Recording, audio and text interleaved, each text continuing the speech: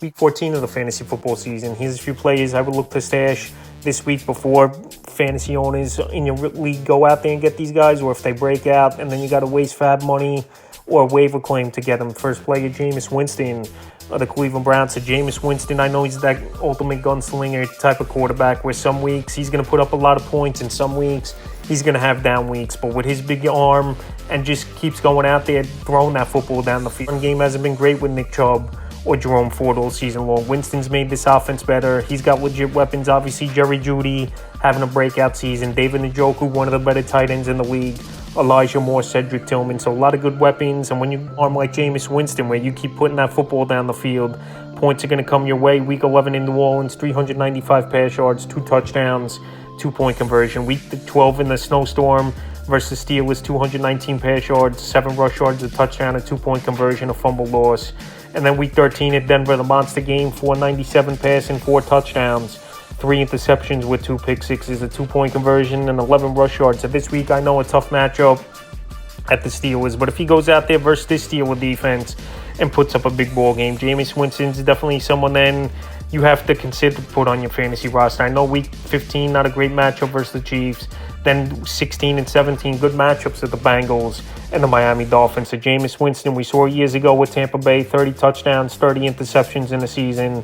He does have a 5,000-yard season under his belt, and he's the ultimate gunslinger. So if he goes out there this week and has a big ball game, obviously, versus Pittsburgh Steelers defense, he's definitely a quarterback and someone you want to stash now. So if you need a quarterback, and like I said, Winston, those yards are always going to be there for him. He's a stash this week. The next stash is teammate Elijah Moore of the Cleveland Browns. I know Cedric Tillman was out last week, but Moore, he's put up some decent ball games. And if he does it once again, first one of the better defenses in the league at the Steelers, he's someone that could help fantasy owners and possibly be a league winner. Week 11 in New Orleans, 6 catches, 66 yards, a touchdown. Week 12 versus Pittsburgh, 3 catches, 21 yards. And week 13 at Denver, 8 catches, 111 yards on 14 targets. Even if Tillman comes back, targets are going to be there. This offense likes spreading it out. And if they're trailing early and often, obviously, is this Cleveland Brown team, they're going to run a lot of 3 wide receiver sets and more be in there regardless. So this week at Pittsburgh, like I said, another tough test. But if he goes out there, has a good ball game, is Elijah Moore. He's someone that's going to be a big waiver wire pickup. So right now to stash him, he's out there in tons of fantasy leagues at 85%. The next stash, Nick Westbrook-Ikhine of the Tennessee Titans. I know it sounds like a broken record if you listen to the channel. Westbrook-Ikhine's been on this list every week, but he just goes out there and he makes big plays week in and week out for this Titan team. I know on the season he only has 20 catches on the year and 8 touchdowns is Westbrook-Ikhine. Still out there though in tons of leagues at 67%. And the last few weeks he just puts up numbers. Week 11 versus Minnesota, 2 catches, 117 yards, a touchdown.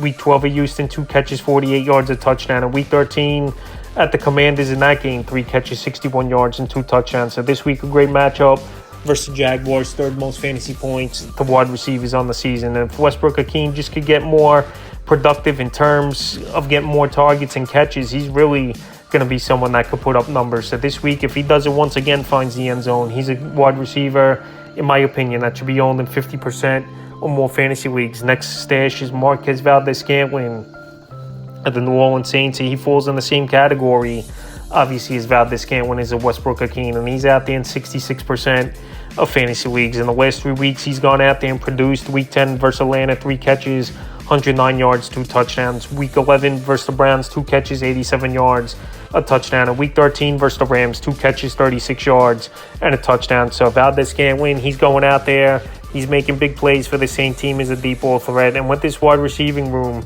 decimated, Shaheed out for the season. Olave, I don't believe he's going to come back this season. Valdes-Scantling is the number 1 option right now at the wide receiver position, and him and Derek Carr have a good rapport on the deep ball. So if he goes out there once again and finds the end zone, just like a Westbrook-Ikhine situation, he's definitely a wide receiver that's got to be owned as well in 50% or more fantasy leagues. And this week he's got a good matchup with the Giants. Next stash, Ian McCormick of the Las Vegas Raiders. So McCormick, over the last 2 weeks, he's gone out there and he's looked well for this Vegas Raider team. I know Zamir White, Alexander Madison have been out in the time, but to be honest, that's looked like one of the better performances last week with the 12 carries, 64 yards all season long for this Vegas Raider backfield. So this week, a good matchup for the Tampa Bay Buccaneers. Give up the 9th most fantasy points to running backs on the season. If McCormick goes out there once again and has a big ball game. I believe he's the starter for Las Vegas the remainder of the season.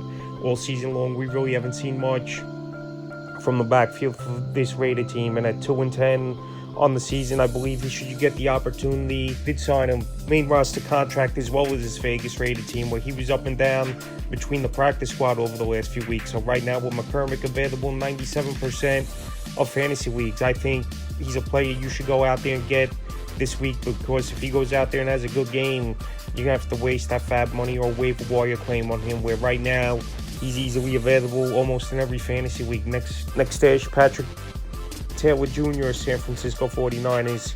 McCaffrey, he's out for the regular season. Jordan Mason, he's going to be out minimum 4 more games. Isaac Orlando, he's stepping in as the starting running back. Well, I don't know if they fully 100% are going to give him 20-25 touches per game is Isaac Orlando. But if they do, then obviously Taylor, he's just going to be a backup and not have any fantasy value and be a handcuff option. So Orlando, a 4th-round pick this season in the NFL draft. And he obviously has some breakaway speed, and he showed what he could do in between the tackles in the open field. In the few games we've seen Garendo filling at times when Mason was hurt during those games. Well, Patrick Taylor, like I said, he's a handcuff. He's the 5th string running back if you want to count Elijah Mitchell, who's been out since training camp and the preseason for the season. But like I said, Patrick Taylor, as a veteran, still might get some work. I'm not saying it's going to be a 50-50 split or anything like that, but one more injury away and he steps in as the starting running back for this San Francisco team. So we have to see this week versus the Chicago Bears how the touches go in this backfield. And the final player I have as a stash this week is Cam Akers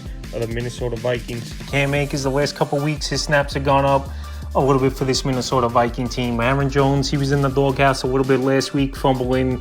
They benched him for a little bit and also dropping a touchdown in the back of the end zone. And Aaron Jones, we know he's had injury concerns throughout his NFL career, but so far this season, he's been healthy is Aaron Jones. He had a couple scares here and there, but like I said, he's been healthy playing. But if he goes down, Cam Akers is going to step right into the role. And like I said, he knows this playbook. He was there last season, then got traded back this season from the Houston Texans to this Minnesota Viking team. So Cam Akers, someone to keep in mind out there in 83% of fantasy leagues. And if Jones went down, which it's not a hard thing to think with Aaron Jones with the injuries throughout his career, and also his play's gone down a little bit for the majority of the last month of the season. So Akers out there in 83% of fantasy leagues. That's a few players I look to stash for Week 14 of the fantasy football season.